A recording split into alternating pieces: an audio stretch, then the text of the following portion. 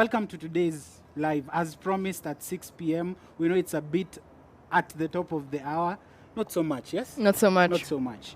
But then we're here now. We want to have an amazing time with you. We will be your hosts. My name is Robin Omeka. My name is Michelle Wanjiru. Yes, so today we want to tie down a discussion we began in the morning, a discussion on gender stereotypes, particularly in our current society today. We know you're at home. We love that you're at home, keeping the distance, sanitized. But we're here to give you a good time. And this is, of course, with the aid of our partners. Yeah. Who are? We have HBS, we have Anika Initiative, obviously, and Peace Tree Network. And we will be streaming live on their platforms on both Facebook and YouTube. We will start off with a small video to introduce you to the topic of gender stereotypes. This is a documentary that was done by one of our partners, that was HBS again, and in conjunction with Standard Media Group. Standard Media Group. And it's titled Breaking the Silence, Sexual Harassment in the Workplace. Please do enjoy. The family is a projection of the state. If the family is under attack, the state is under attack. If the family is weak, a nation is weak. You go out there for functions, there are politicians, there are dignitaries, there are people all over. They see media girls, they think that this is just an easy lay, sure bet. Sexual harassment is a big elephant in the room in media organizations. If you silence the woman, you won't get extra rights. If you kill her, you won't get more days. Girls are made to either give sexual favors to the managers or the coaches. How many people know me? I am reporting a member of parliament for sexual harassment. What are my chances? They have been hurting in silence. I was physically, sexually attacked. A silence that has left scars of pain inside the hearts of many. I was once admitted because of the stress of work and everything. From teenagers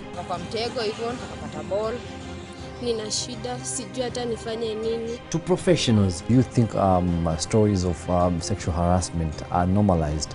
Not what's between my legs, it's what's up here. And it's really frustrating. Chilling stories that paint a society with broad strokes. This is an offense that you cannot gag anybody. My name is Hussein Mohammed, and this is the unspoken story of sexual harassment at workplaces.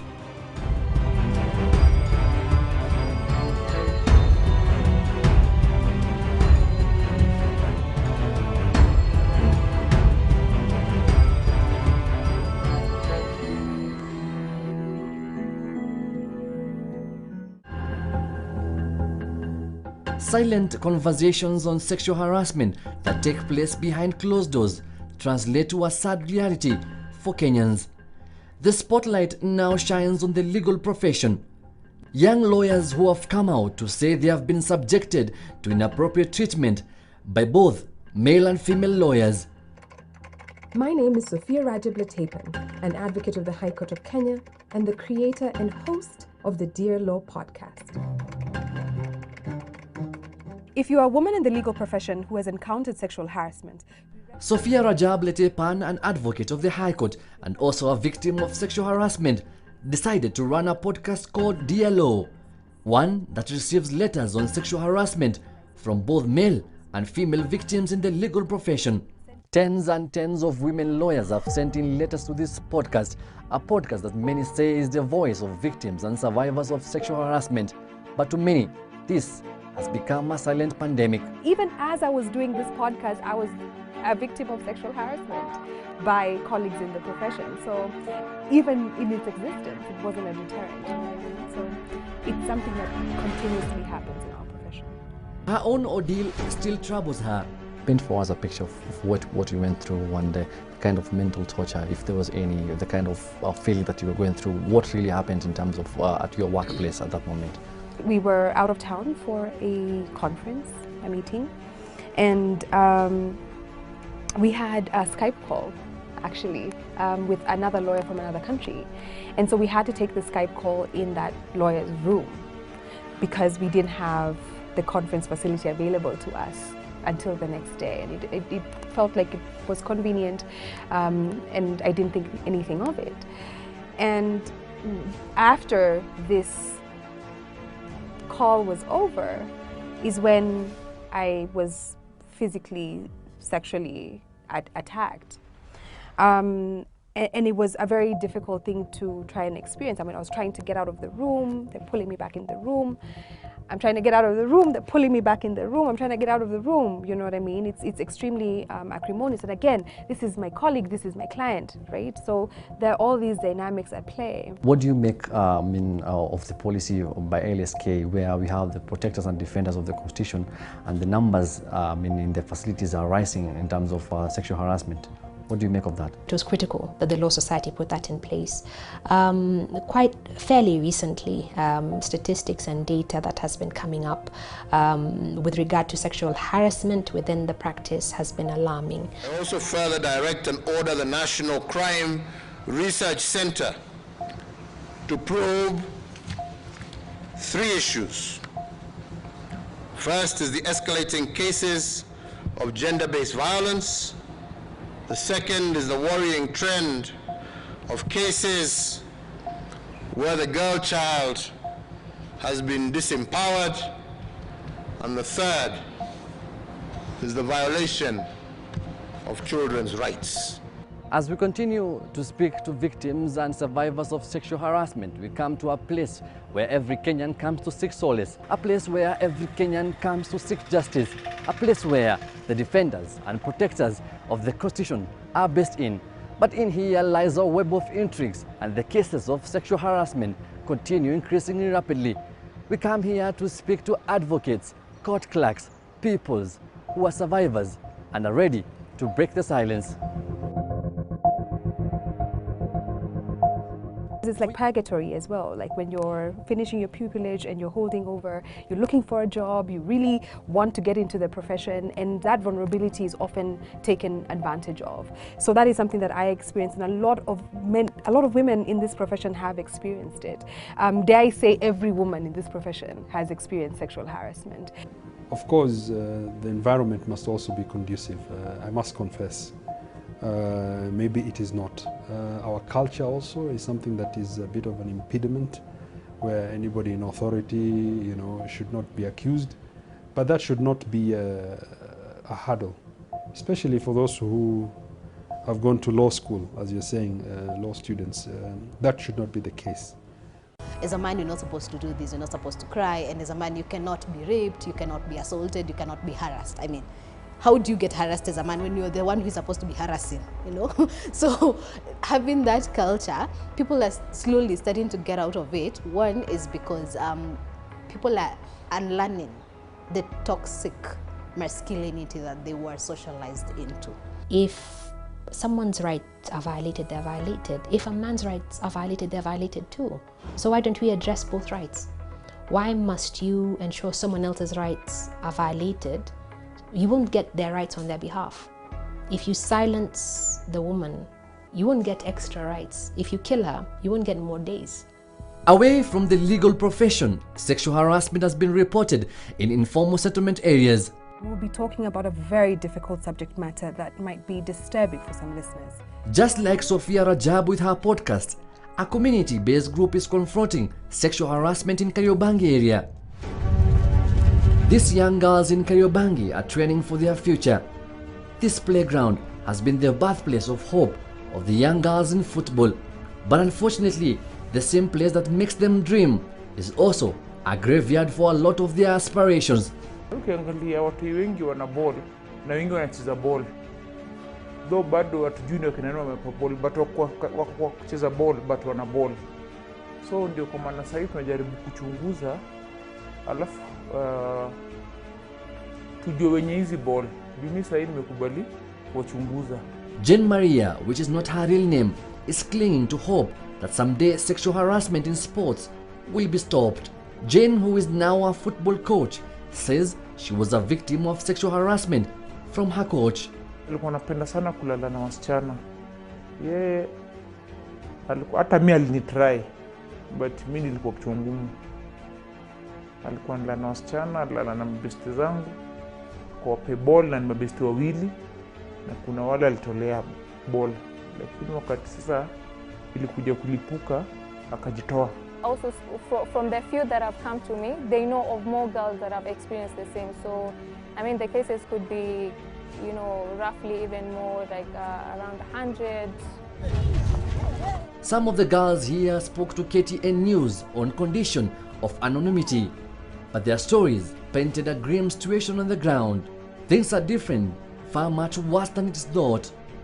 They balance between now, do I overcome this and just take it as I go by the end of the day, I get to play my sport and see how far I can get with it. And you find most of the time, sadly, they don't get to go that far because some end up getting pregnant at a very early age due to such scenarios. If the coach is a perpetrator, where do you go? Because there's no structure above the coach in that particular scenario. What do? You end up shutting up, you know, you end up going home or just deciding to quit. The same thing that happens to other, say I am working in the Juakali industry.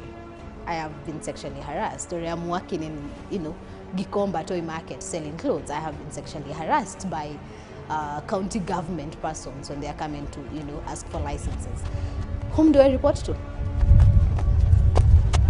Sexual harassment is believed to be a factor in discouraging some women from joining the football sector. One of these women is Diana Yona, Tusker FC Media and Communication Director. Diana says she has battled the vice for 6 years now. Media liaison officer at a club, at a men's club, and so like outside, let's say to the ground, I've experienced such because when you go there, those guys were not accommodating. They didn't know if a lady can be among like 40 men at once. So there's a time I reached there, they told me like, what are you doing here? You need to go back home and cook for your husband. Then I was like, I'm supposed to be here, I'm doing my work. So the guy was like, no, you need to go home. While it was an AFC Leopards match, I felt really bad. I first called my boss, I told them, these guys are refusing me to do this. Then they told me like, okay, take it up to KPL, tell them the same. So, because the game was about to begin. So I called KPL, no action was taken. I called and they told me that now they started calling each other. Then I'm like, I need to do work, like the game has begun. The only female doctor in the Kenya Premier League, Bernadette Aseyo, who works for Kakamega Homeboys, says it is time to change the narrative.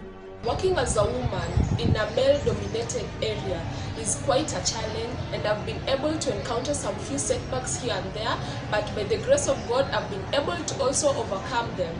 Some of these challenges usually include myths and misconceptions on players when they're about to go to the field.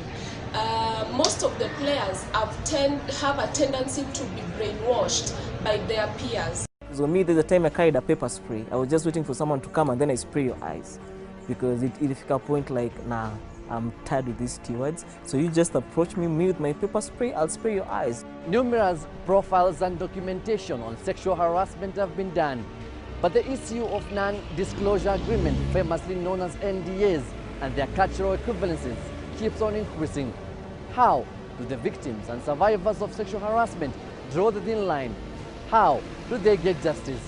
Non-disclosure does not include sexual harassment, I'm sorry, and should not in any way. And if an individual is harassed even at work for trying to disclose such an offense, that should also be brought to our attention for us to take action. But there is no, whatever non-disclosure you're going to sign for is maybe things that are proprietary to the company, or trademark issues, or trade secrets, but not sexual harassment. That does not stand and should not hold water at all. It's been normalized and it's been accepted, and so that's hence what I'm talking about with regards to non-disclosure agreements or provisions within people's contracts that can provide for internal arbitration processes, which end up silencing a lot of these violations that have taken place. The media industry has had its own share of such experiences. Faith, not her real name, is very sensitive to the issue of sexual harassment. She alleged to have lived and experienced it in 3 companies. In the media, do you think stories of sexual harassment are normalized because of what you've experienced? 3 employers going through the same thing. Do you think we are at a position where we can say it's normalized? So many ways, like, is it a curse being a woman? I mean, I went to school, I have a brain. I got this job because I have a brain, I have papers, not what's between my legs, it's what's up here.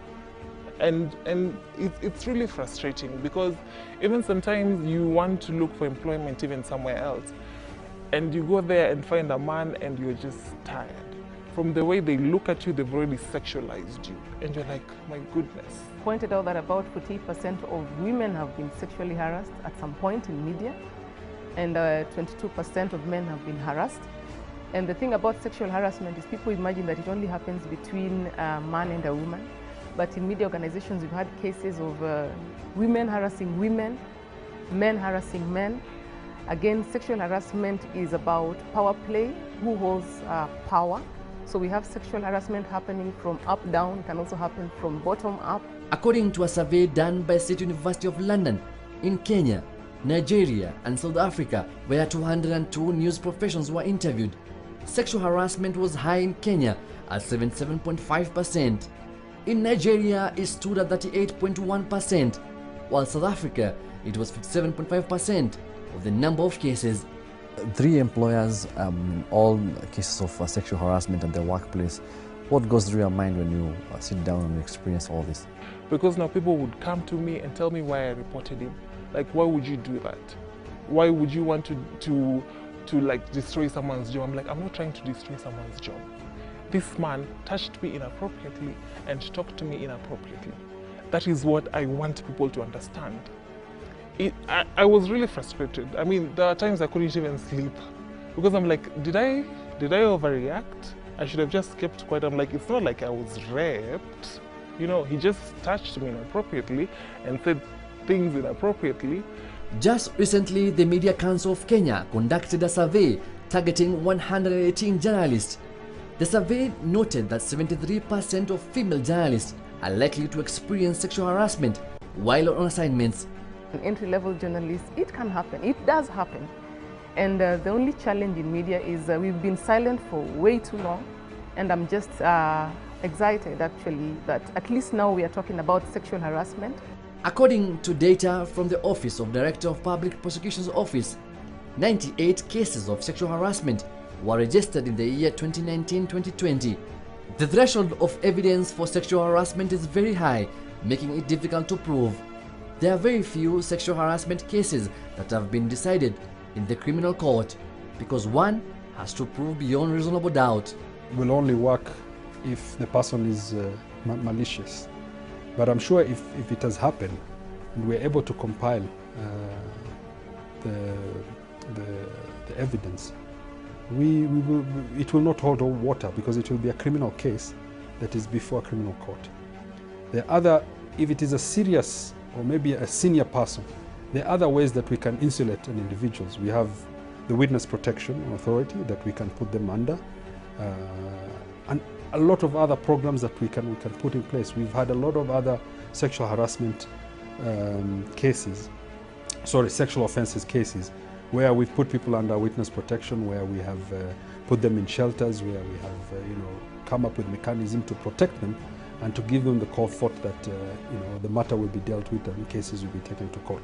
The Sexual Offences Act defines at Section 23 that any person in a position of authority or holding a public office and persistently makes any sexual advances or a request which he knows has reasonable grounds to know are unwelcome is guilty of the offense of sexual harassment. If found guilty, one is liable to imprisonment for a term of not less than 3 years or a fine of not less than Kenya shillings 100,000. On the flip side, sexual harassment has sometimes been used as a tool of retribution. This has been denied by many genuine complainants from getting justice. The threshold in these cases is high to deter people from falsely accusing others of sexual harassment. The accusations, whether true or false, have the long-term effect on people's reputation. In 2019, a Kenyan court awarded journalist Tony Mochama 9 million Kenya shillings in a sexual harassment case. The court had found that the poet had been wrongly accused by two women, Shalja Patel and Professor Wamboi Mwangi, of sexual exploitation. The two women were asked to pay the journalist 9 million shillings in damages. The magistrate Ada Obura further compelled the two women to apologize to the writer in court within 14 days from the date of the ruling. Look at that issue as a justice issue and put it on the scales of justice with the evidence rules, with the evidence laws, with our investigation and prosecution, and subject it to that. Much as I have to say that for matters sexual harassment, putting it or pitting it on the scale sometimes of justice and subjecting it to standards beyond reasonable doubt then again puts the victim on the back foot, needing for them to prove that they didn't consent, needing for them to prove that it directly harmed a particular, as the law currently is framed, it directly hampered a particular exercise and so on and so forth. Like any other criminal matter, the evidence must be beyond reasonable doubt, and it varies from one case to the other, really. But if it is, for example, an individual who is being accused of having sexually harassed, then the evidence must be very clear that there was no consent, that the advances were repulsed, or the individual was cautioned of what he's trying to do, or he or she, and that evidence must be there. In particular, sir, on the 11th day of February 2018, at Zifa Apartments in Iris area. 4 months ago, the High Court quashed a 15-year jail sentence handed to two rugby players. Frank Wanyama and Alex Olaba were accused of raping an upcoming musician who took to Instagram to complain of the incident. The High Court termed their sentence as a mistrial, releasing them and ordering that they be tried afresh. Justice Ngenya Macharia said that there was no evidence that the complainant had been sworn, given that she was a key witness. The cases, real or fake, are running through all cadres of life. For the survivors of sexual harassment, it is a journey to healing. Stories which were told out which really affected my mental health. I was, nobody knows this, only my close people know that I was once admitted because of the stress of work and everything. But for others like Jen Maria, the conversation has changed to teenage pregnancies. A conversation that is dicey and unspoken in many grassroots regions here in Kenya. Watoto wamekuwa wakubwa kwa high school, wajui baba zao. That's the sad part.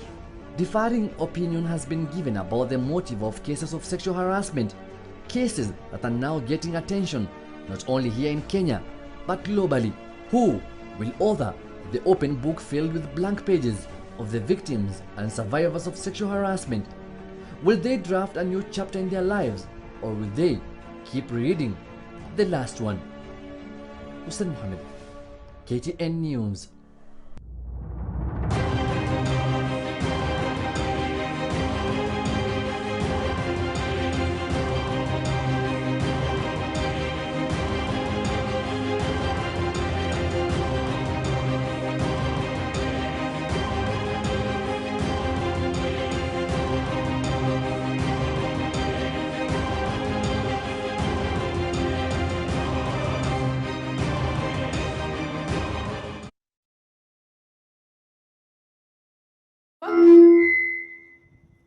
Welcome back, ladies and gentlemen. And these videos go to show exactly how some of these gender stereotypes are affecting our societies and our very important places such as the workplace. Earlier today, we had a conversation that lightly touched on this matter. But more than anything, it was amazing to realize how this issue of gender stereotypes really is pervasive, and it cuts across every context, every walk of life. Nobody is immune to the problems around gender stereotypes. This conversation had a rich group of members who are panelists today, and they all gave their contributions around the different things and the different problems of gender stereotypes. And I like the fact that they came from very important countries In Africa, we had South Africa, we had Rwanda, we even had Ethiopia, and of course we had Kenya, just for the local context. I will not bore you with the many, many things we discussed today. Instead, I will quickly segue into why we are all here. Robin? Yes, of course. We are here today because we have an amazing concert packaged for you.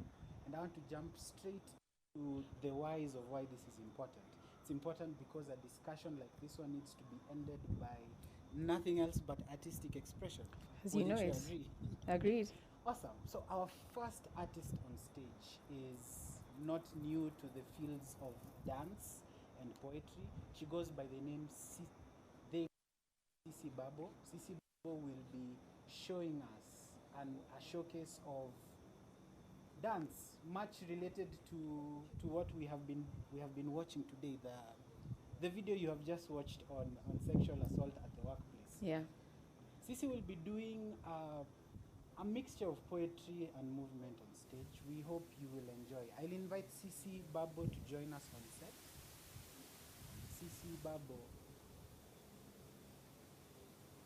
Great.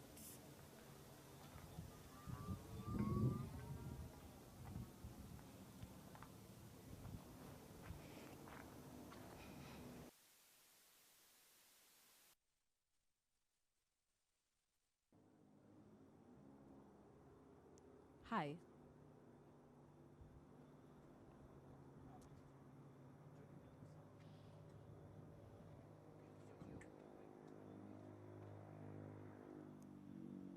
There's a leak in this roof, and nobody seems to be home. There's a leak in this roof, and nobody seems to be home.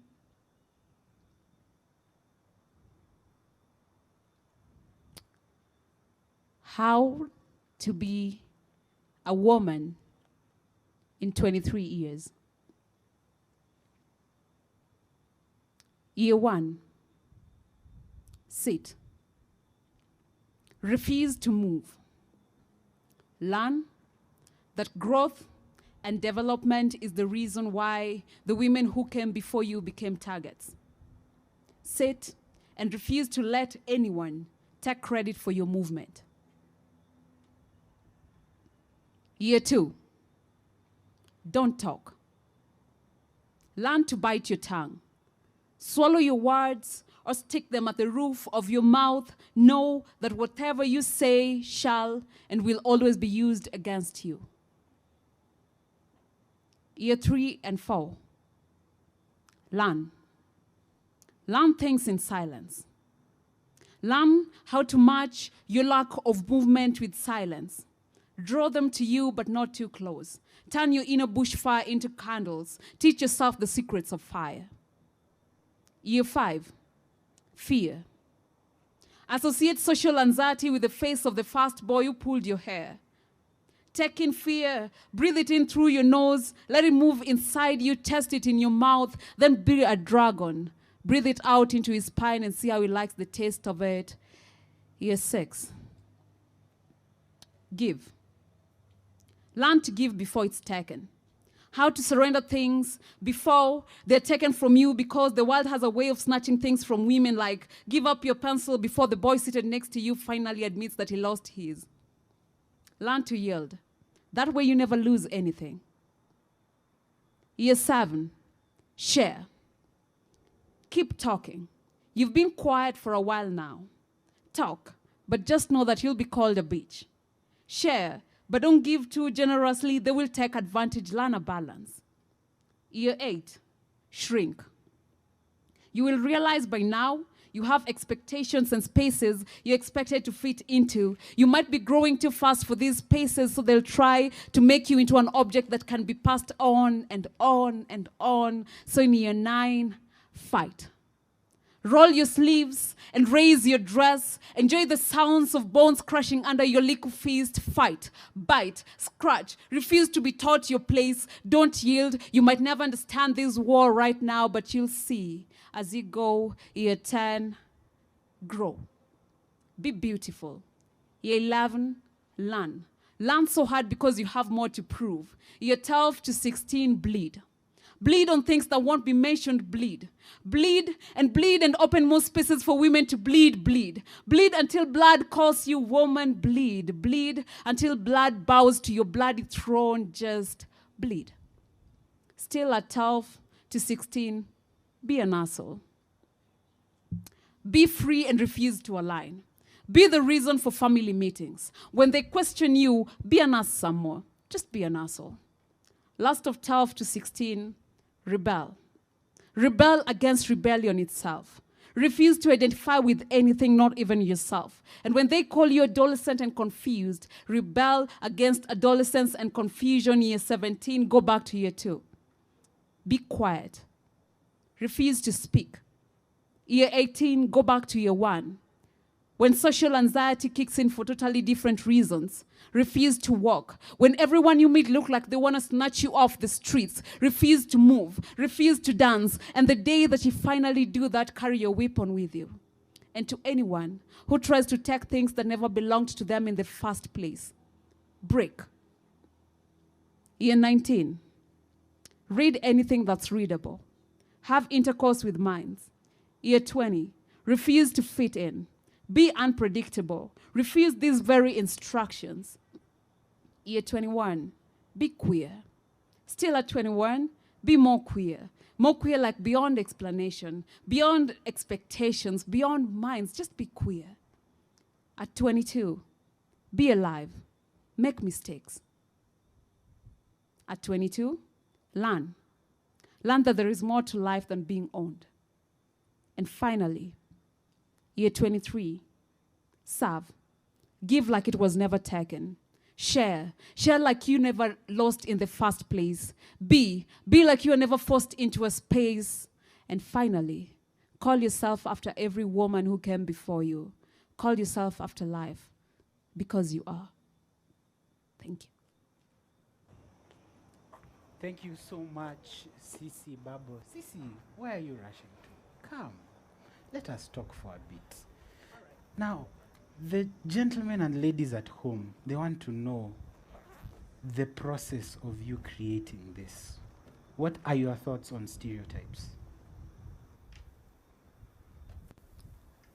Those are two questions.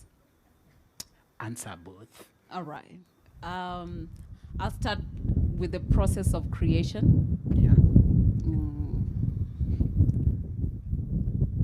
No, it's fine. All right.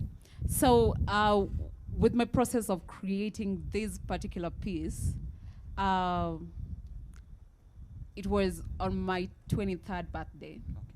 And every birthday, I write myself a letter. Okay.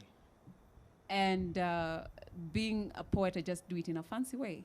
So this was a letter that I wrote to myself when I turned 23. And it was coming from a place of knowing that as a woman, there is these particular spaces that you're forced to fit into. Yes. That this is how you're supposed to look like. This is how you're supposed to do everything. And considering that for 23 years, I grew up as not just a woman, but a black woman, knowing what that looked like for me meant that when I wrote myself a letter, when I was finally walking away from that idea of womanhood and just being a woman in itself, one thing that I noticed is I needed to talk to myself about all this. And that brings me to the gender stereotypes. I think for me, it's way beyond, oh, this is how it's supposed to look like, this is what you're supposed to do. It's way beyond that. That's just, for me, the manifestation of what gender stereotypes are totally about. Because for me, I think they're about power plays. Because we'll do the most seen comparison of man and woman, right, as these faces of gender. With you, when you cook as a professional chef, it's money. But when I cook as at home, it's caregiving, right? Yeah. So that's the stereotype. Look at that. But what is the underlying thing? Because they're like, oh, cooking is for women, until when it's about money, now it's for men. So things like those, like, you take care of someone who's at home, we won't pay you for anything. But when now someone is doing it out there, oh, pay them, they worked for this. So that kind of thing. For me, gender stereotypes are about power. Thank you so much, Sisi. Of course, if there was an audience here, we'd be clapping. I'm sure you're clapping at home. Thank you again. Yeah. So the next person on set is an amazing artist. She is going to be taking up from where Babo has left. She will be talking about the confusion of career choices and the choices that you take and the doubt that society gives you based on the stereotypes that society has about what a woman should or shouldn't do for a career choice. Her career choice of preference is, of course, an artist, particularly in her story. So I want to invite Shiki.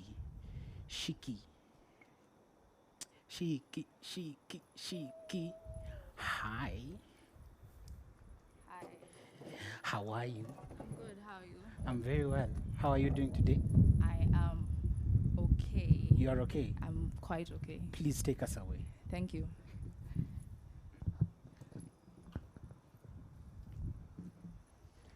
Come closer. I hope everyone is doing well. And I'll just start off with a story, yeah? So one time,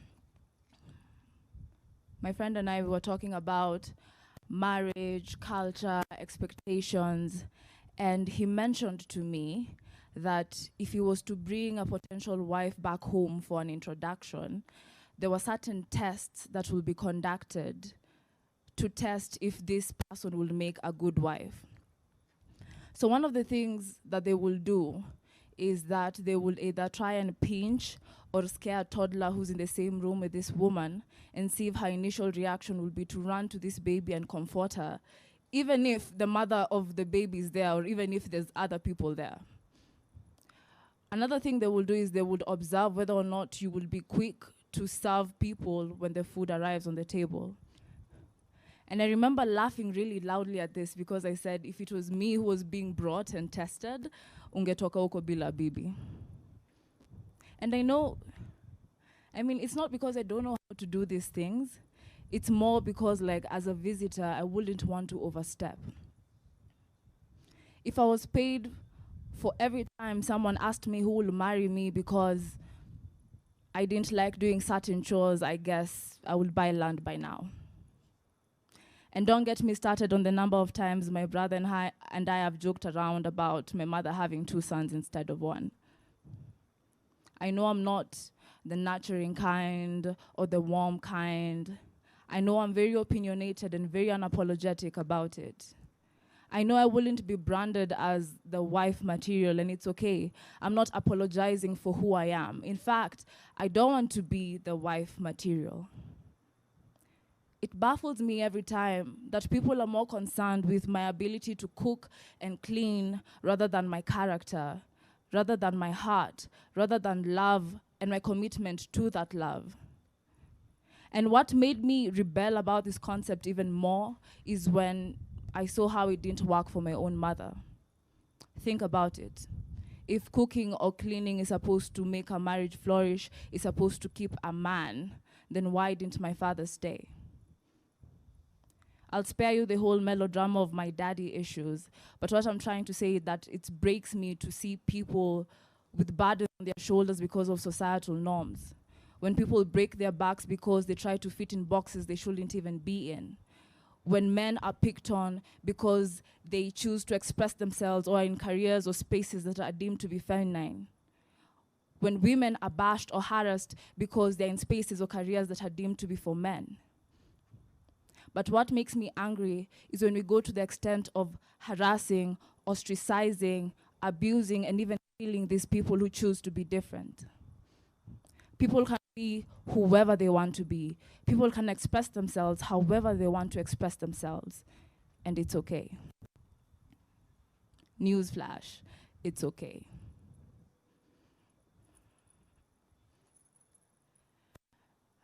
So for the next piece,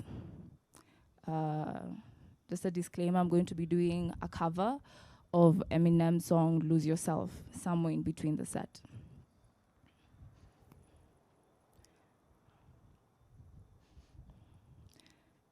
Being an artist sometimes can be frustrating. Sometimes it comes with tears, silence, crowds that come with judgments, expectations, anxiety, asking yourself, what does life have to do with this hijack and impropriety? Heart, mind, soul, energy, the amount of work we put in our craft just so that life can spit in our face. The returns on the investment doesn't make any sense. Place and time saving face. We are all in this race trying to get to a safe place. Face change, face paint, partner turned competition, and now they're everywhere. Look, battlefield, dominate, mark thy territory, struggle, suffocate. How dare they take my glory? It's my turn to shine, my turn to climb, my turn to feast the fruits of my hands. They feast the fruits of my hands, and once delivered, they pass. Scapegoat, sacrificial lamb. The blood that bathes me still washes me holy. The strings that move me still remind me I'm puppet. Selfish. I admit that I've been selfish. See, I can blame it on the game, blemish on the place, surface may be instigating hate, tendencies of apes. You could have me toiling for a plate, take me to my grave. I have wanted to be a creative ever since I can remember. It makes me feel safe, it makes me feel like I'm at home. And with the negative stereotypes like, oh, models turn into prostitutes and female artists sleep their way to their top, I understand why some parents didn't want to let their girls pursue their artistic dreams. But let me tell you something, sexual harassment cuts through every field, from the medical field, media, to the legal field, in every field. And as women, every day, we have to figure out how to maneuver through all those obstacles. To see someone go through that, maneuver through those obstacles, and be at a space where you want to be, slaps different. There's power in representation. There's power in dreaming and having the ability to achieve that dream. And although sometimes in this street, they might be cut through, and sometimes the tide runs from high to low, I think about being or working in a white-collar job. And thinking even about it sometimes, my palms get sweaty, my knees weak, my arms heavy. I'm nervous. On the surface, I know I look calm and ready to drop bombs, but I keep on forgetting what I wrote down. The whole crowd goes so loud. I open my mouth, but the words won't come out. I'm joking how everybody's joking now. The clock's run out. Time's up, over, blouse, snap back to reality. Ah, there goes gravity. Ah, there goes Shiki, she choked. She's so mad, but she won't give up. That is a nope. She won't have it, she knows. Her holds back to these ropes. It doesn't matter, she's dope. She knows that, but she's broke. She won't have it, she knows. Her holds back to these ropes. It doesn't matter, she's dope. She knows that, but she's broke. So let us blame it on the game. Blemishes on the play. Surface may be instigating hate, tendencies of ape. You could have me toiling for a plate. You took me, wait. You just had me toiling for a plate, took me to my grave. So I guess I'll wash my hands, drop the pen, and sign off. Peace.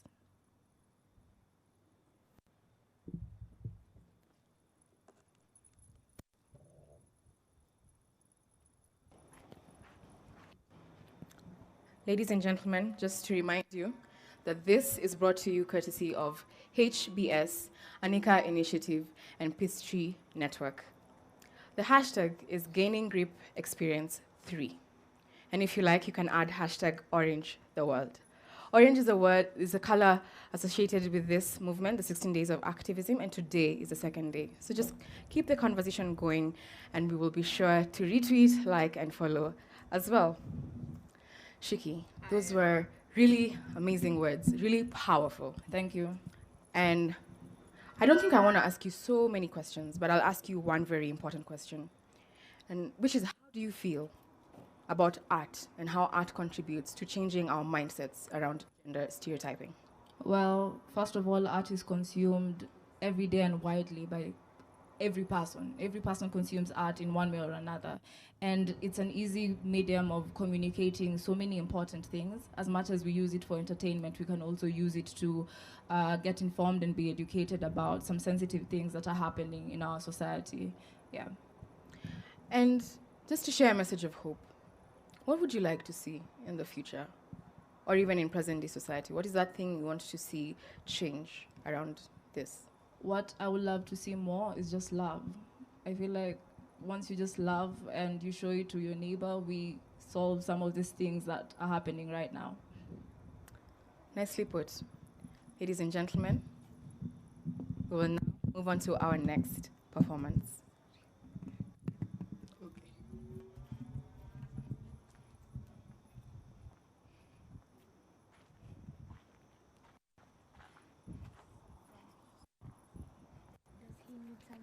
Thank you. Thank you, Desmond. Hi, again. I think you should be used to my face by now.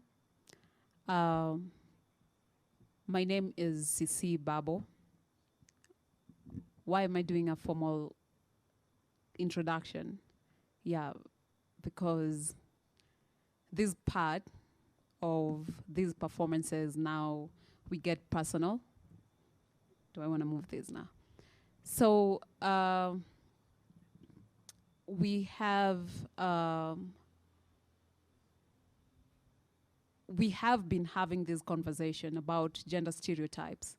And for me, gender stereotypes are just not about like, we woke up and we found them like this. They're ingrained in our cultures, our ways of looking at life, our traditions, our being. And to go back to that, one thing that I want to say is my pronouns are they, them, not she, hers. The way everyone, I think, here has been like, she, do this, she. My pronouns are they. A gender non-conforming person, and that brings me to what that means in the society that I exist in. It means that every day there is someone correcting me about what I'm supposed to look like, what I'm supposed to talk like, what I'm supposed to be thinking about. There's always someone saying that, which is so weird considering that we are a major non-issue in this country. So it's so weird that everyone is concerned about everything, but quite a major non-issue. Prior to my coming out, I was a doctor for some time in my life. And it's always a joke that I used to do when working at, I don't think I'm allowed to mention the hospital. So when working there was this one incident where we were doing a communal outreach, a cancer doctor. So while we were doing that, this guy refused that I don't touch him. And I was, why? I'm the only cancer doctor here. So that means that if I don't touch you, there is nothing that's gonna happen. And we can see, he had a growth that had grown through his nose. So we can see what's happening. I need to know what's happening so that if I'm writing for you a referral or something, we know what's happening to you. And he told me in Swahili, mimi siguzi na mwanamke. and I was at the expense of death. Like, no, you won't be typed by a woman and you'll die. Like, are you sure that's the hill you're willing to literally die on? He refused for some time, thinking that there was a male doctor who could help. The other doctors were general physicians for like malaria and just everyday stuff. So, which is weird because cancer now is an everyday stuff. So after some time, it was something that I got used to after some time, because there will just be, if it wasn't my age, it was definitely because you're too young to be a doctor, and when they can't pull that, it will be, I'm not being touched by a woman. And when I realized that I had to come out, because for queer people, any queer person who's watching this, you know, it's either you live your honest truth or you survive. So you choose, if you choose survival, you choose being in the closet forever so that you can survive it. And if you choose the truth, you know that one thing that you can be sure of is the many times that you'll be told that, no, not like that. You're not gonna pull that. You're not gonna be that.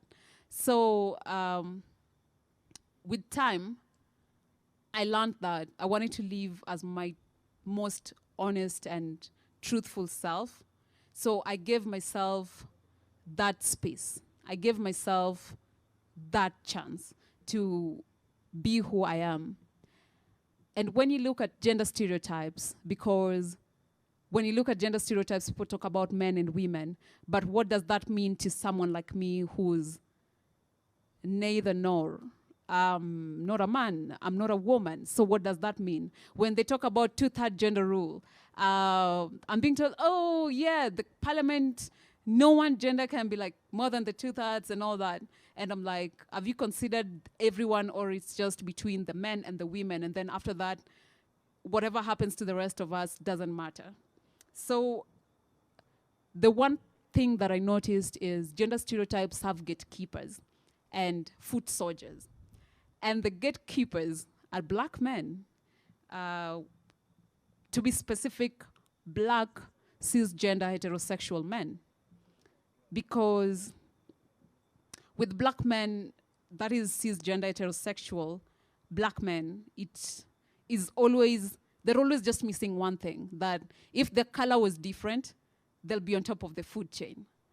And that's what makes them the best gatekeepers, because they know that if our color was just different, I would be organizing this, I would be the one on top of this.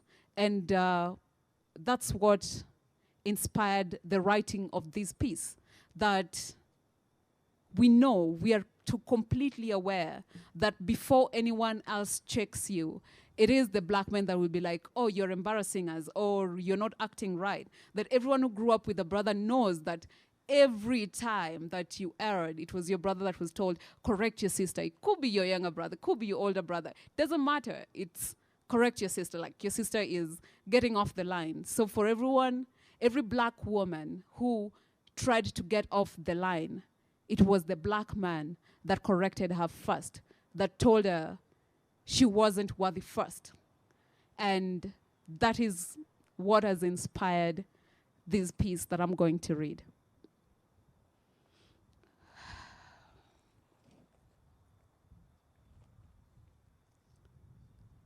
To black boys with big dreams and unrealistic expectations. From black holes to Bermuda triangles, oceans and deserted lands, black boys with red blood and curious eyes, fear first, kill next, shoot the cops, nothing can be more scary. Mothers mourning for sons they might lose. Boys who never grew, boys who got killed in the cotton fields, their dying egos spread out a beacon. Come and see. Years after tendering to cotton, they still ain't white enough. They can never be long here. Blood pouring of our hearts to you, black boy. Our hearts fall in line with the jazz of your steps. Our eyes follow the up and down of your breathing. This is all to you, black boys with big dreams and unrealistic expectations. Dear bra, no. I don't want to think of you as a cap on my breast. Maybe I should call you nigger, but do you know that beyond the shores of America, there ain't no Negroes? Maybe I should call you dog, give you a perfect excuse to chew on women's bones. Maybe call you brother so that I can feel safe around you, dear black boy. What name satisfies you? What fits you into the best box? What dreams nail you in, dear black boy? What parts of you move better?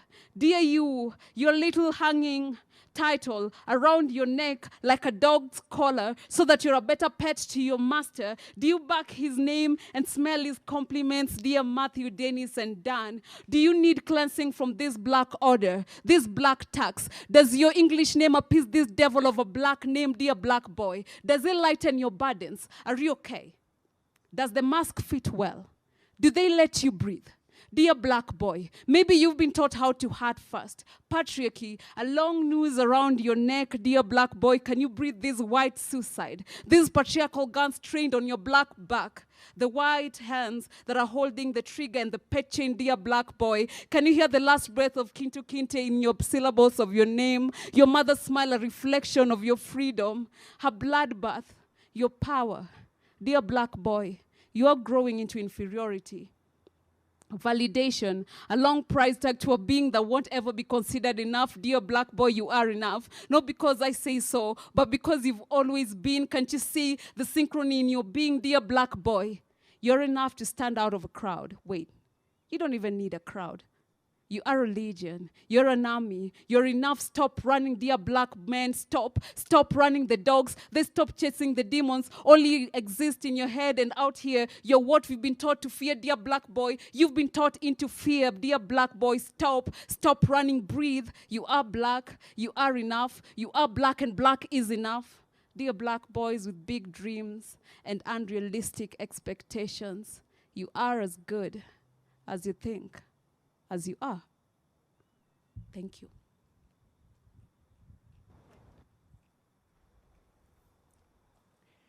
Thank you so much, Sisi Babu. Of course, that was a packed performance on, she talked about, I had the word food chain. I had, what was this thing she said? Pyramids, you know, and it puts us into perspective on what we have in society today with all the food chains and pyramids associated with gender. We have right now 57 genders up to discussion. So the stereotypes will continue becoming more and more.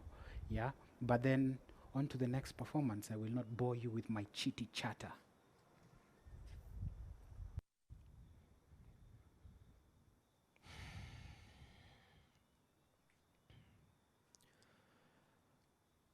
Jopin be uwinja, uwinja, uwinja, uwinja, uwinja. Abiro giber, ber, ber, ber. Wer moa mabo.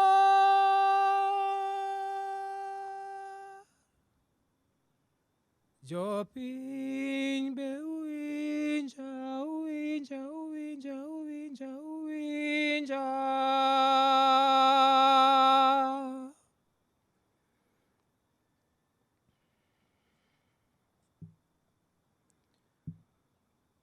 When I was young, Daddy would leave for work in the morning and come home with meat. He'd take me for walks, holding my hand, and I'd sit on his lap as he read the newspaper. When he was happy, he'd buy us 1-liter soda and Britannia biscuits, putting me on our living room table, tell me to dance for him.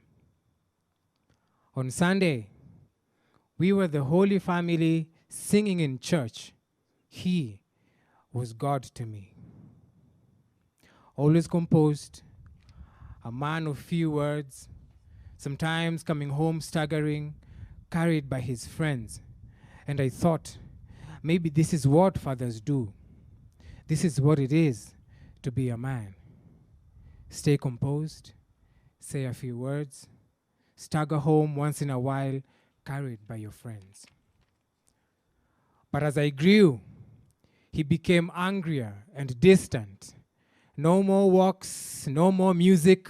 Don't dance in the house, it's time to read. Why did you fail this subject? You're foolish like your mother. The pain of separation from daddy's love felt like death.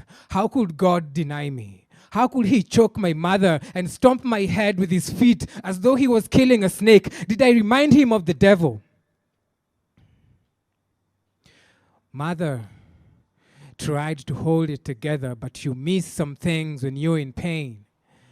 It happened.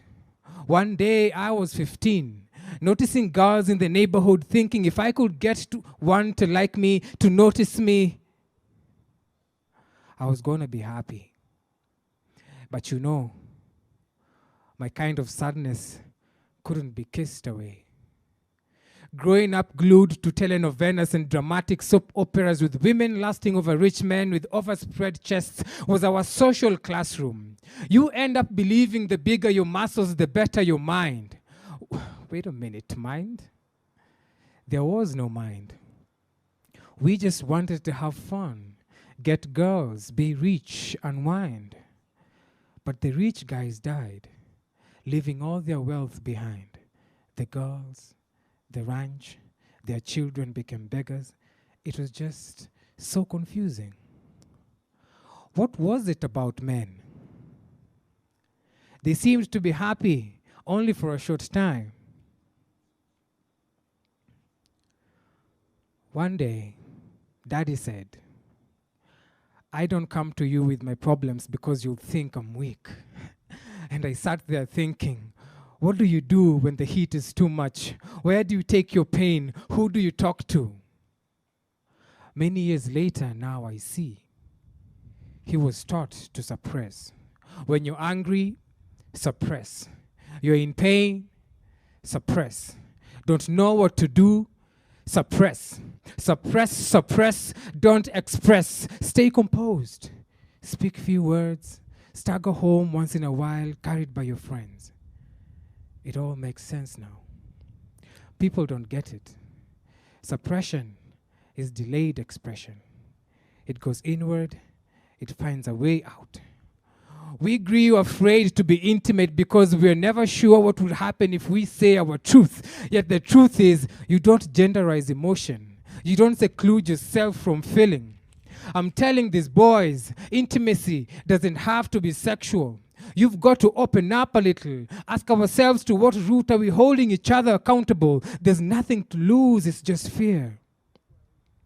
I'm telling these boys, the quiet champions who brave the darkest nights of shame, battling their traumas with the dreary feeling of reproach, abandonment, rejection, on tight skin and teary eyes. This is for the boys who were told they're too emotional, too sensitive, suppressed by the dead society of wounded men they called fathers, or their lovers, or friends whose broke code they didn't want to break. This is for the boys who know they have something within them they don't have a name for, a light no darkness has penetrated, a fire they have traveled in the pockets of a fire they have traveled with in the pockets of their precious hearts since 12, unseen, misunderstood, isolated, ignored, profiled, emotionally vandalized by a stray humanity.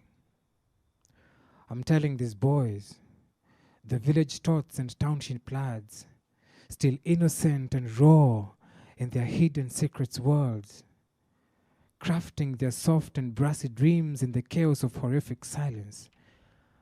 Come out! Come out! It's your time to give birth. Come out, boys. Come out.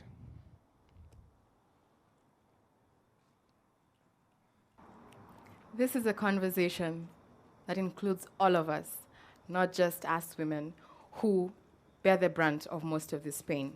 And you know what they say, hurt people hurt people. Rix? Never mind. And now we will quickly move on to that. And Nix, thank you so much for that amazing, emotive piece. We will have a short discussion with you after this, so don't run away. I will now move on to this amazing piece that we have next for you. I don't want to spoil the surprise, but earlier on I had a great conversation with the next artist, and she feels strongly about gender stereotypes and how when we're talking about people, there are those who identify not as binary, but as everything else, and they too deserve space. And I like the fact that she was inviting us to hold space for everybody. Believe me, the world is inspired by how much we hold space for each other. Without further ado, ladies and gentlemen, Nyawira. Hi, how you doing? Hope everybody's having a lovely evening. This is Mr. Josh on guitar. We're going to be doing this jam together.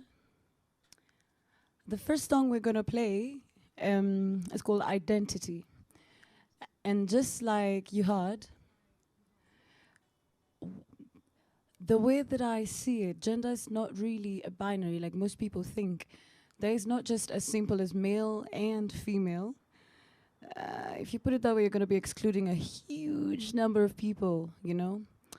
So look at it more like a spectrum.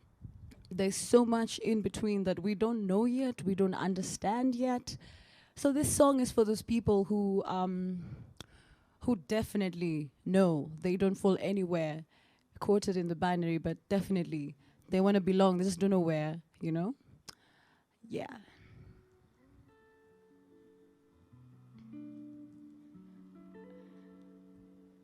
Odie, we had this combo.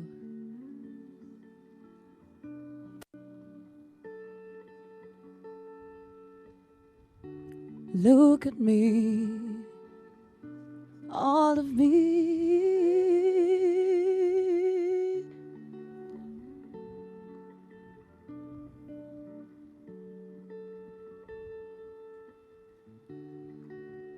I am not a man.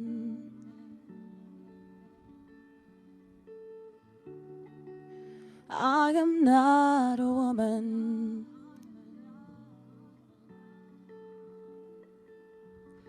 All I could taste is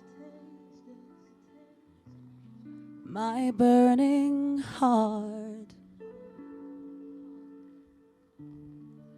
I'm sure I'm not a man. I'm sure I'm not a woman either.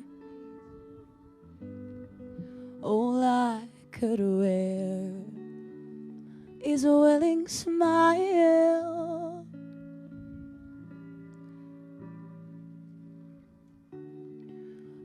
Won't you sew me back together again? Bring me home like before the world took away how I saw myself. Make me whole again. Sure, I'm not a man. I'm sure I'm not a woman either. All I could do is find my place and fall within. Oh, won't you sew me back together again? I've been let down so many times before. Won't you sew me back together again? Society's let me down enough before. I'm not just another statistic. Stats don't make me happy, no. How would you feel if the books of history left you out? Tell me how would you feel? Sew me sew me back together again. You give me your hand, you walk with me in the rain, Oh, finding identity in a world that tells you who you are already. I'm sure I'm not what they say I am, and I'm sure there's more like me out there. So I'm calling out to you to share. Said I'm calling out to you to care. Let's sew each other back together again, yeah. There's no need to look to the right, no need to look to the right. Starts within you, you've gotta know. Starts within you.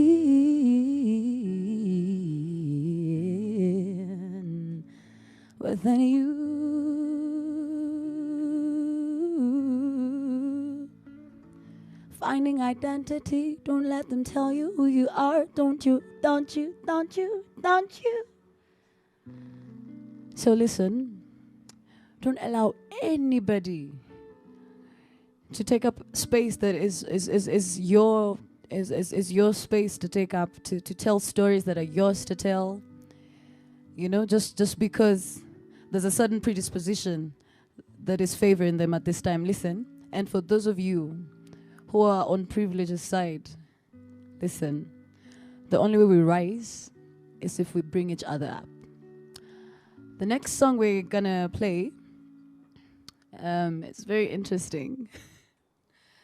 It's a song about how it's literally a song about stereotypes, and I would just like you to listen and probably in the comment section tell us what you think.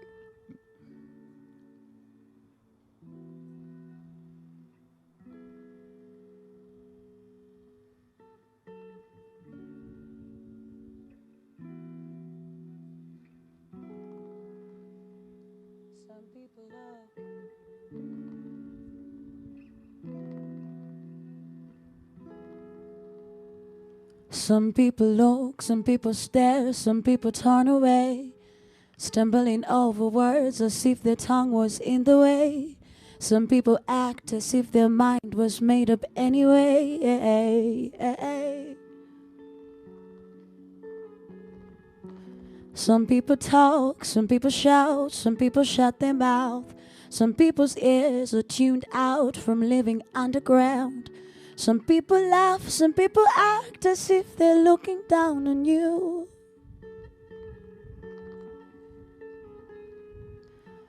Some people walk in safety as if they will never walk again. And maybe if they ever walk, it's never gonna be as bold as you would like it to be. And that's okay. Some see a world, life's as fragile as their mind is small, living in big glass houses with the big glass walls, yeah. This is my message for those people, I'm not the thorn in your side, I'm not the break in your heart, I'm not the speck in your eye, I'm not the falling apart, I'm not your flaw, no, I'm not your ceiling, I'm not your fear, I'm not your fear, and I'm not that feeling. I'm not the thorn on your side, I'm not the break of your heart, I'm not the speck in your eye, I'm not the falling apart, I'm not your flaw, I'm not your ceiling. Oh no, I'm not your fear, I'm not that feeling. Stop it. Just stop it. I'm not the thorn on your side, I'm not your ceiling, no, I'm not your floor. I'm not your floor, don't step on me. I'm not your ceiling, don't look up to me, man. Yo, there's a rapper called Tifek Shakur. Said I'm not looking to be a role model. I'm just here doing life. So stereotypes about projections. How society expects for you to behave because of the way that you look, because of the way that people like you already behave in the past, or the things that they do. And I'm telling you, for us queers, hey, you guys have expectations. I'm just here to leave. I don't know if, like, I'm sure my queer people, I'm sure you guys are watching. What we do is just we do life. Ne? And then now, the next song is called Please Don't Let Me Be Misunderstood. Everybody knows this song. And somebody told me once that the fear of every soul is to be misunderstood. Yani.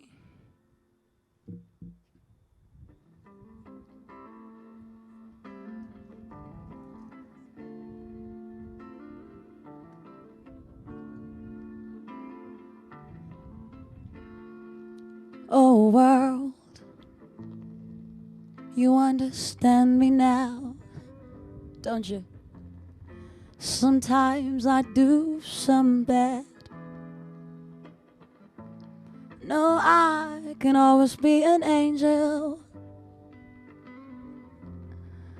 Sometimes you see some mad, but I'm just a soul whose intentions are good.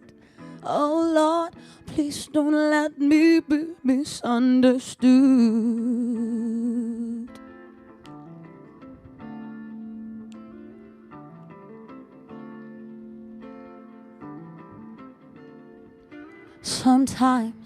Sometimes I'm so carefree. Oh, with joy that's hard to hide. Other times, all I know is worry. And those days, you're bound to see my other side. But I'm just a soul whose intentions are good, yeah. Oh Lord, please don't let me be misunderstood. Please don't let me. If I seem edgy, I want you to know I never meant to take it out on you. So life has its problems, I get more than my share. But this is something I never want to do. I love life, I do. I do, I do. I love my life, I do. So how about you meet me halfway? Yeah. How about you meet me halfway? I wanna know what yours is like, but you gotta meet me halfway. Don't wanna be misunderstood, no. Don't wanna be misunderstood. So, this is my last song for this set.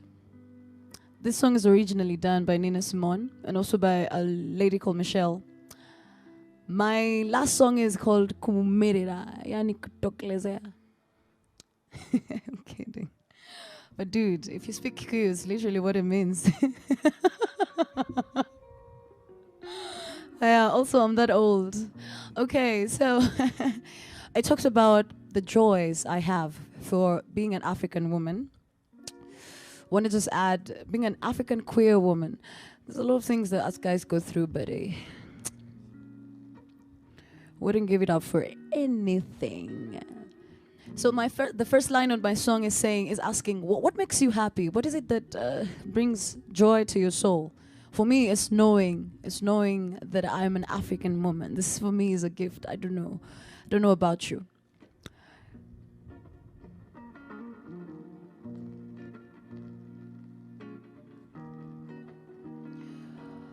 Also, in the spirit of talking about gender stereotypes, remember stereotypes also couple together with gender identity. So it would be nice to have this, this conversation with yourself before you have it with society. So this was my conversation with myself before I had it with society.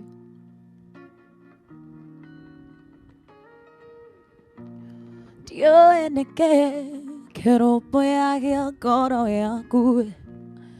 Dio eneke ketromaga we mokanu. Oh, get Jodia, it's because I'm an African woman.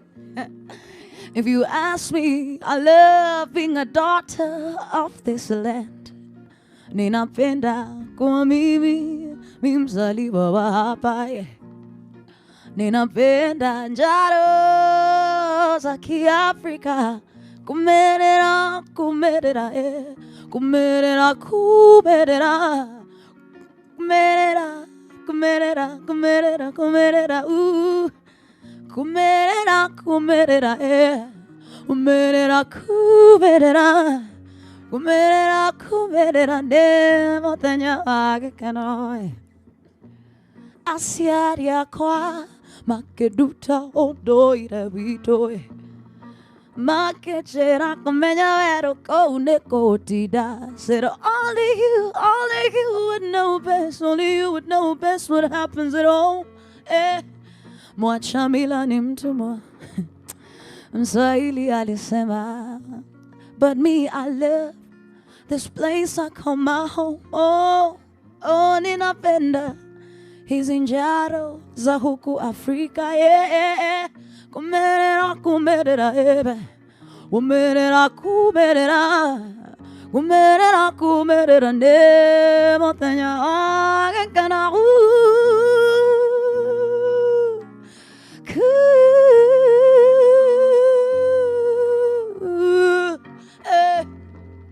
Listen, life is about what you learn, but more about what you unlearn.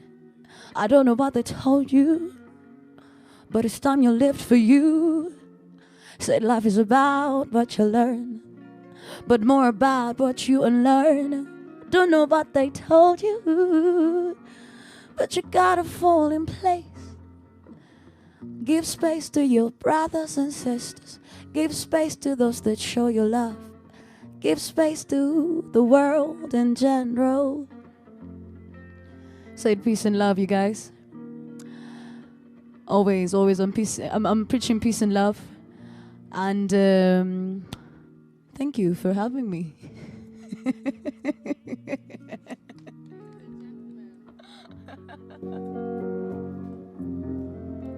The ever glorious, the ever amazing and fantastic Nyawira.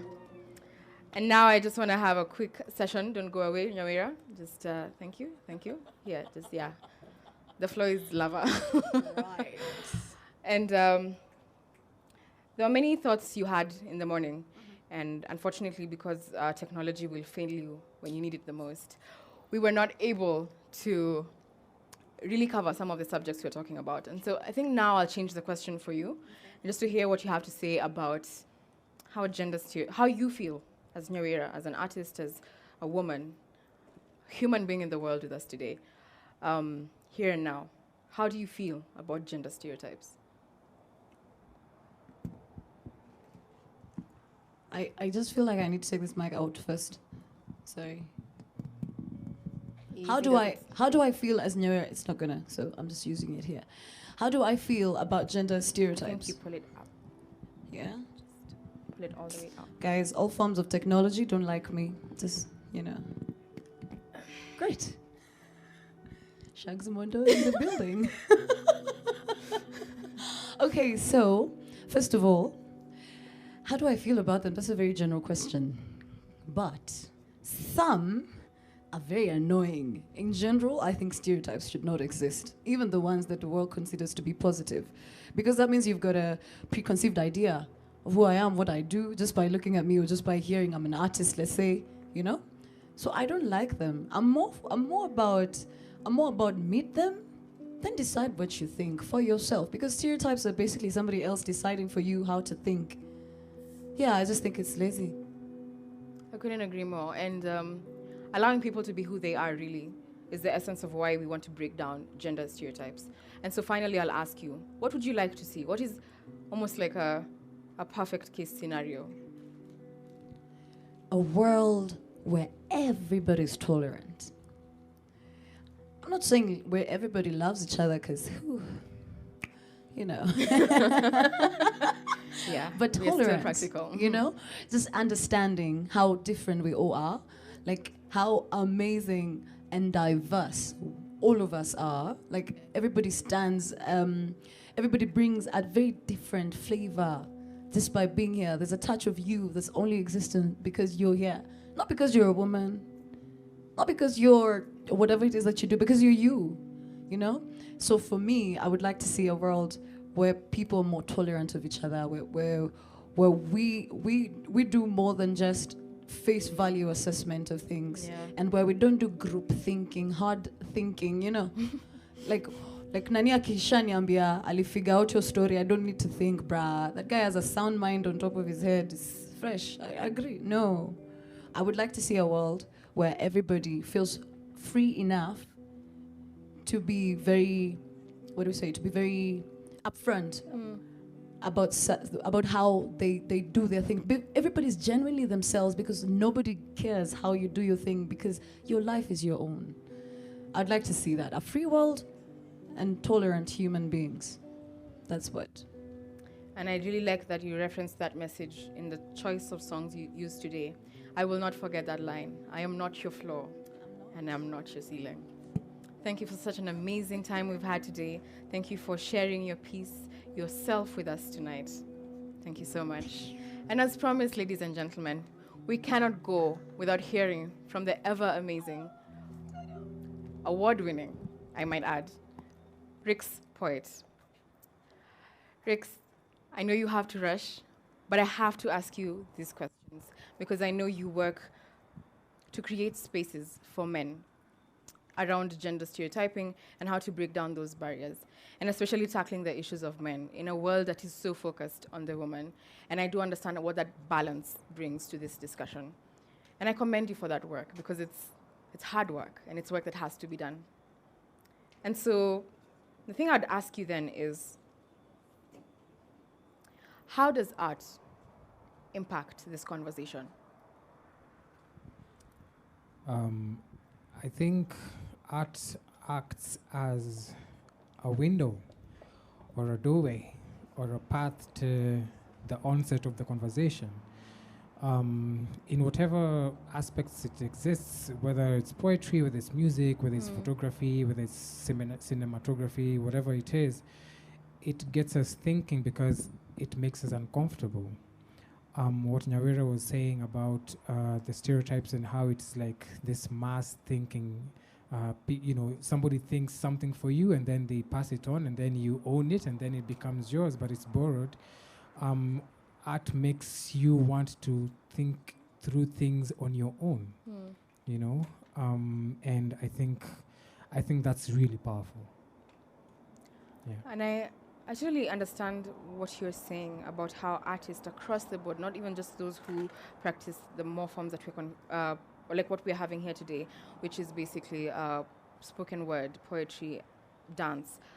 But more than anything, what is that one thing you'd like to say to men who are still caught up in shells, caught up in spaces where they don't feel like they want to be allies around making a more inclusive, more diverse, more free world, really? The first thing I'd say is that I understand. I understand. And, Nyawira actually sang a song that I love so much by Nina Simone called Misunderstood. A lot of men are also misunderstood because they don't understand themselves. The energy they put out, the misconceptions about masculinity that they feed from a very young age. It's a world of confusion. Yeah. So I would love to talk to men and tell men, even the ones who are here, I understand.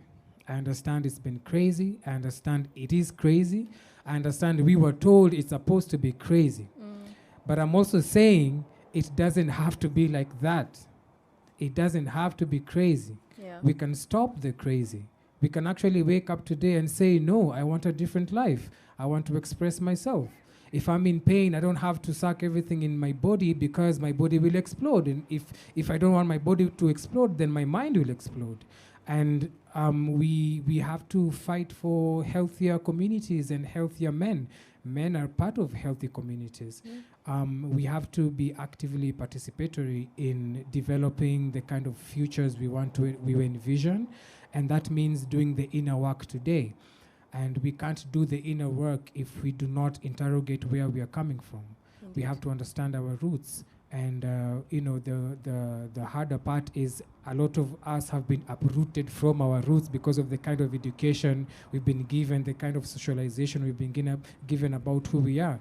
So the question I'm asking is, who are you outside what you were taught you're supposed to be? That's the question. Who are you outside what you were taught you're supposed to be? Gentlemen, if that is not your open invitation, I don't know what is.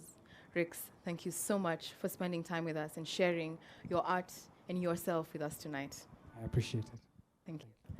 And now, just a quick reminder, remember we are engaging online. The hashtag remains Gaining Grip Experience 3. I'd like to thank again our sponsors for this session. We have HBS, Anika Initiative, and of course, Peace Tree Network. Follow, tweet, comment, like, share all their social media platforms, and let's keep this going, and let's reach out to all our brothers and sisters today. Let's all orange the world. We will now move to our next performance. Hi, everyone. This is your friend Ree,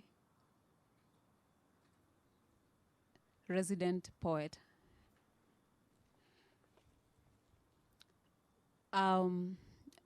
Today I'm doing a lot of reading. No dancing. And why is that? Because I thought, like, for this particular performance, if I would have danced, I would have been so up in my feelings, you might not have understood what I really wanted you to understand. So that's why I'm reading it out to you and hoping you get something out of it. I hope it's working. So this is my last piece for the night. And as I said before when I was talking to Michelle and Enigma, that for me, gender is way, way past roles and what you're supposed to do and what you think and what this is supposed to look like. It's way past that. It goes to power and playing superiority. And that's why it's important that we also interrogate that where do we get all these stereotypes from? It's not random that when parents have an intersex child, most of them want to be told that it's a boy or a girl, and preferably a boy, because they want to be told that it's something that they can fit into a box, because you don't know what to do with an intersex child. And that is the same thing that happens when people meet me, they're like, boy or girl? I'm like, none, not a boy, not a girl. And what does that now mean when the stereotypes that they want to fit me into, I'm already past that. And that's why Nyawera was here before and telling you, like, for queer people, it's what you experience and then degrees higher. So there's a conversation I had with my mom. I think it was in 2018 or somewhere thereabout. After my dad died, and then I was like, I didn't know that my dad wanted to be buried by the church and all that. And I randomly asked her, like, what's the color of your God? And she laughed and she asked me, does it matter? And I was like, exactly. You think when it doesn't matter, God is white. When it doesn't matter, God is a man. When it doesn't matter, God is a lot of things. But when it matters, because how would you say you were created in the image of someone who doesn't look anything like you? It will be so weird that, oh, I'm my father's child, but I don't, even Jesus looked like the father clearly. Jesus is the white thing, if that's Jesus. It goes with the brand, the whiteness. So that's where this piece that I'm going to read again comes from.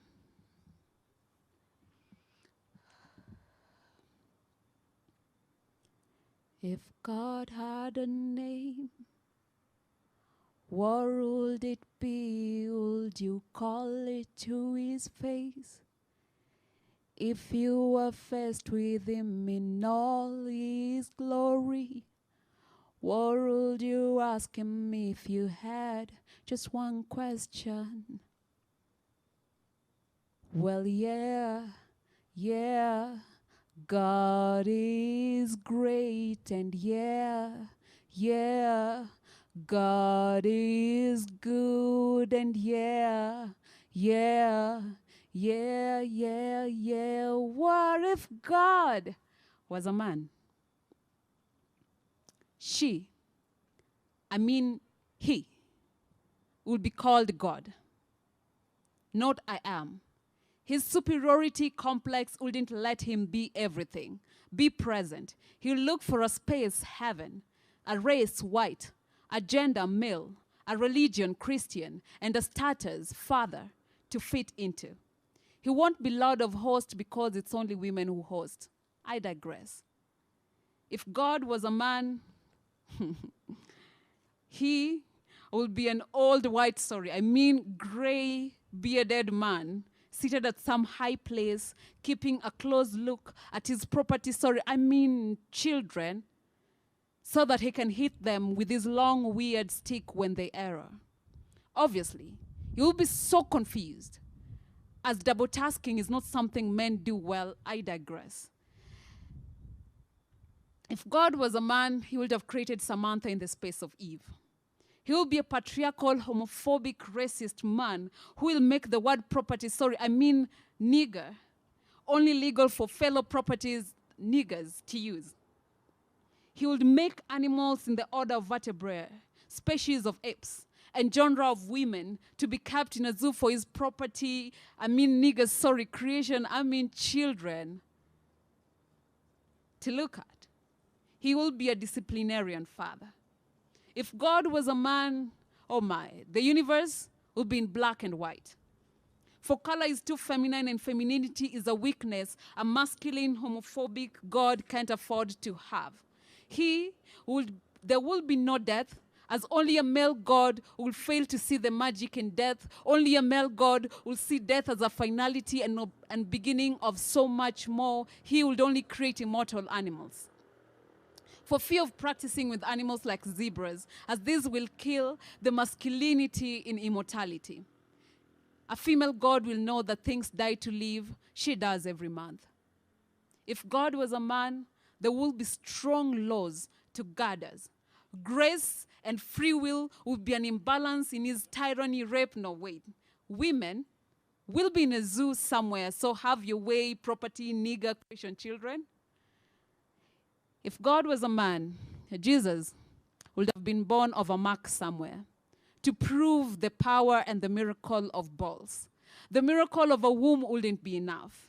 But wait, there wouldn't be any sin to come to. And I don't think a male God would have thought of something as miraculous as pregnancy and birth. If he would have thought of that, he would have made it possible for pregnancy to be carried for a month, not understanding the importance of processes, and pregnancy would have been something that can be left at home for a weekend with the boys. If God was a man, there wouldn't be any inventions. as he will be thunderstriking inventors left, right, and center out of fear of being replaced. His fragile ego wouldn't let his property, creation, children, be like him. All countries will be fatherlands. All languages, father tongue, father nature, father nations. All you guys will be pathetic.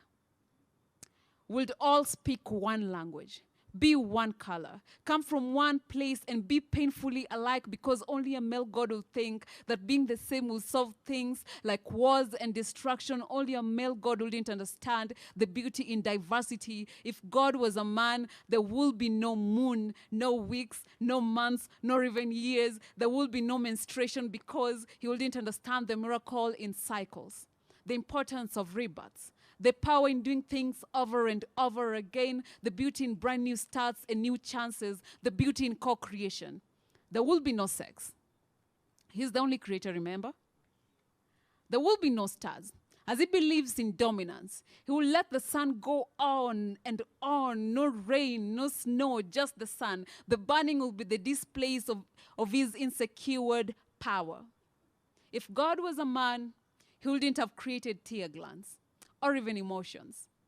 This would have been a sign of inefficiency and weakness. He wouldn't understand love, as that would be such a complicated emotion for a homophobic God to understand. If God was a man, okay, you guys get the point. So, to your gray, bearded, patriarchal, homophobic, racist man that you call God, in the words of Roddy Francisco, tell him that my God is looking for him because he stole her identity. Anyway, let's pray. Our Mother, who art everywhere, forget it. Your God wouldn't be able to understand this shit. And thank you.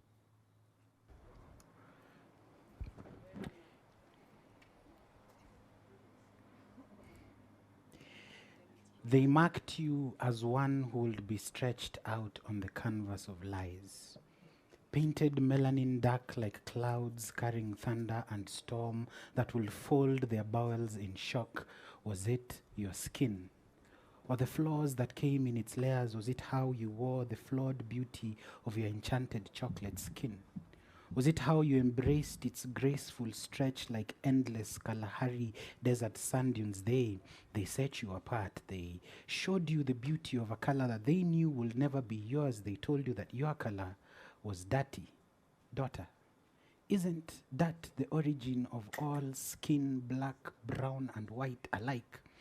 Isn't it from the dirt and ash of this earth that we came? Isn't it to the dirt and ash of this earth that we shall all escape? They came in their ships and littered our shorelines. They taught us tongues we could not understand because our tongues stretched their vocal cords to lengths even their ships had not yet traveled. They couldn't understand how chocolate could look so good on human skin, how we looked like we bathed in milk and honey, how the sun showing on our skin made it glow the more. They became obsessed with our cocoa. Their tongues couldn't stop thirsting for our sweet, black, Ethiopian Arabica coffee. You will find them on billboards in your streets, advertising to you the beauty of a pale skin. They will have you thinking that a fair shade is the standard, that your shade is at the bottom of the pyramid. But honey, aren't pyramids Egyptian? Isn't Egypt African? Isn't African melanin? But wait, isn't melanin you? See, with bated breath, they dread the day that you will understand the thunder that thrives in your melanin skin.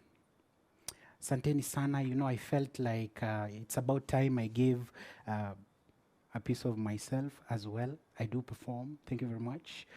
I want to give thanks to our partners, Heinrich Boyle Stiftung, for making this possible. I want to ask you to like, comment, share, subscribe to channels and like pages. The pages are, of course, Facebook, Anika, Facebook, Heinrich Boyle Stiftang, Nairobi, Peace Tree Network, and Click Pictures, the guys who are making this live stream all the more present and in HD quality. Right about now, I want to introduce the very last performer on this set for us today. He is a beatboxer. He likes to call himself a creative. You, my friends, are about to know why. So, checkmate middle.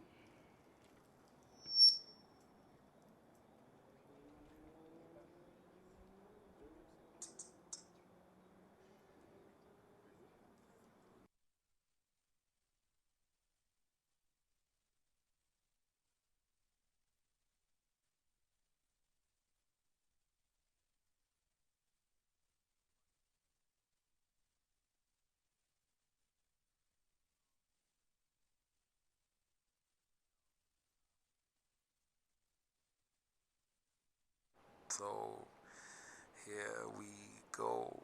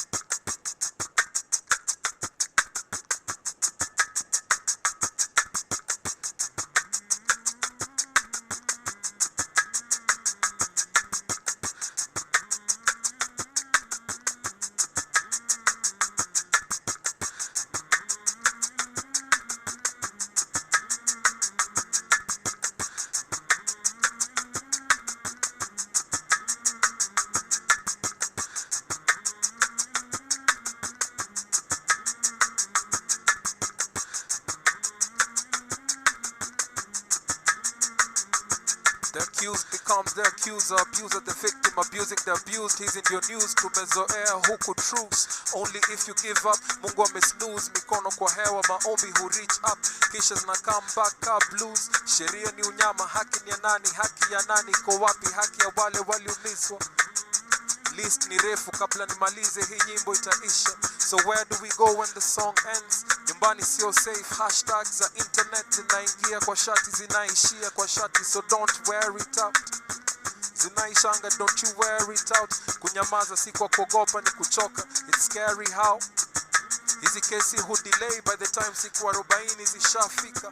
Mwizi aliibanga amani na akapotea kwa giza, na muona ndo huyu hapa. Maskini alisema, maskini hakusikika. The long arm of the law kuna mahali haijaifika. So kwetu we make do with facing our demons. Kila time tukitembea nasema we make do with facing our demons. Kila time tukitembea, kila time tukitembea nasema we make do. Kila time tunapotea, kila we make do. Kila time tunatembea, check.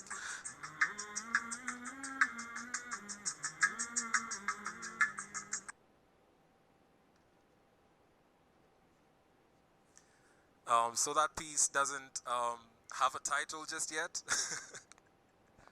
but I hope you got the gist of it. The second piece that I'd just like to share with you tonight is titled Black Bodies. And Black Bodies is it's a personal piece, and it's yeah, I'd like to invite you to just listen to it and follow the story. To hold hands in taking, to fall in love before looking, to say I love you without shaking, and to part ways without breaking. She stayed in the toilet until she felt it was safe to go back into the room. It was already quite late and she just wanted to sleep. Now laying awake face up on his bed, the same fist that struck her face, twisted black fingers open to part her thighs, and she kept her mouth shut.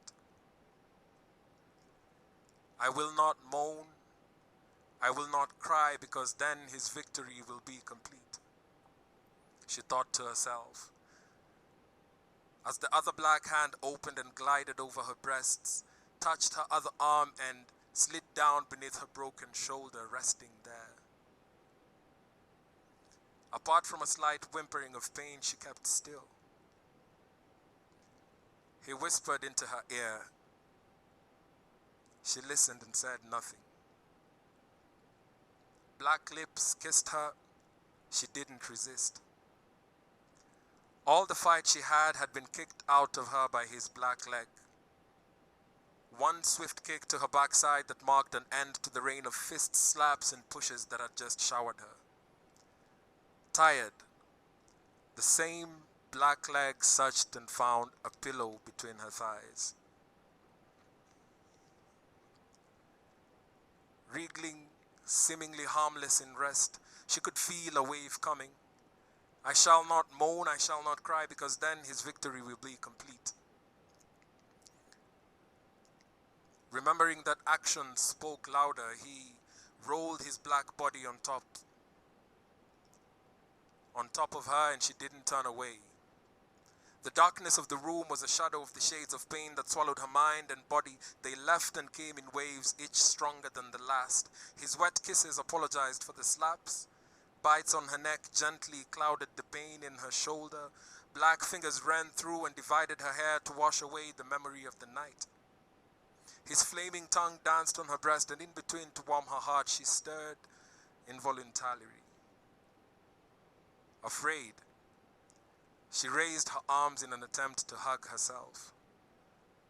Finding only him, they rested on his back. He smiled gently. Wetting her body inside and out, she began to breathe heavy. They knew each other well. Words escaped her lips quietly, not listening to the song of sex, but to the rising and falling of her own waves. I will not cry, I cannot cry, because then his victory will be complete, she told herself. Even as he found his way inside her, dancing, black feet rooted well, black hips swaying, black feet rooted well, black hips swaying, black feet rooted well, black hips swaying, black feet rooted well, black hips swaying. Thinking he was in charge and in control of her twists and turns, he did not realize he was dancing alone. Finally spent from the dance with a final apology, he rested. Sweat-covered bodies lay side by side.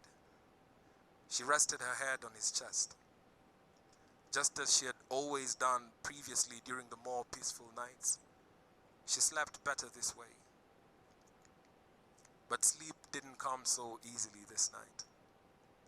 She heard him snoring. Waves rose up inside of her as black tears started falling from her face. She didn't bother to wipe them. They would fade in the sweat of his black chest. Her body shook, and this time she could hug herself, not to let the shaking wake him. Black eyes swollen, find peace in my tears. Shoulder broken, rest with ease. Fractured bone, pending confirmation, take your pain away. I do not want it. I just want to sleep. Oblivious to him, his victory was complete.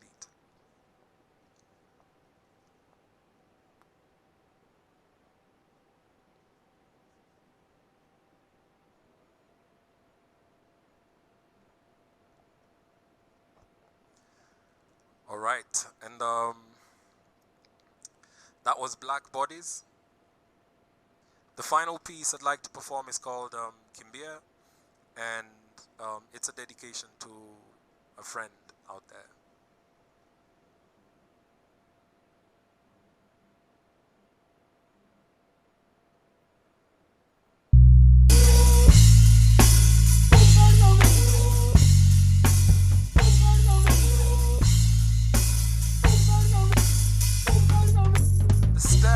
Touch, kiss, the hug, always tell New Lisa if she loves. The answer is sort of 50-50, half-half.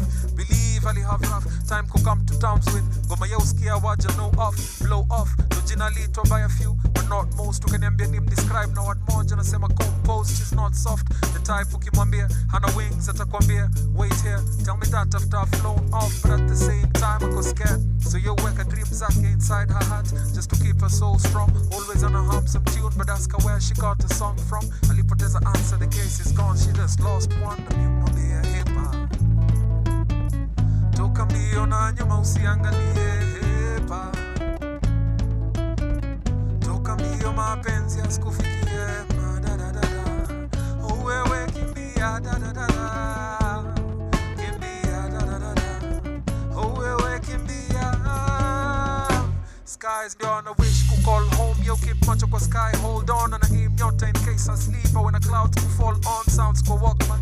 Your home keep company, any dreamer hajai kuwa na shida kudoze, she sleeps properly, probably. Now as I'm described as living inside her own world, that says she chose to leave the cold behind. She found warmth in words, now comfort in rhythm, looking at the world like what would they want with hers. Na miumambia hepa toka mbio na nyuma usiangalie hepa. Toka mbio mapenzi asikufikie.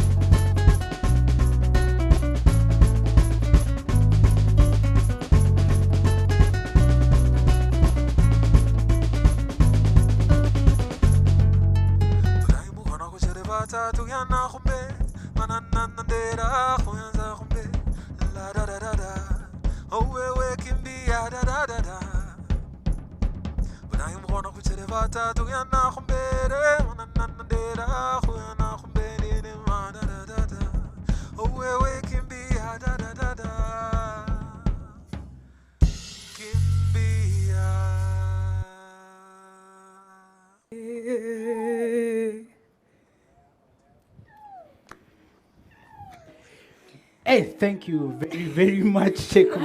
This is Nato backstage. My name is Michelle. We're having so much fun. So much fun. They have no idea. You want to be here.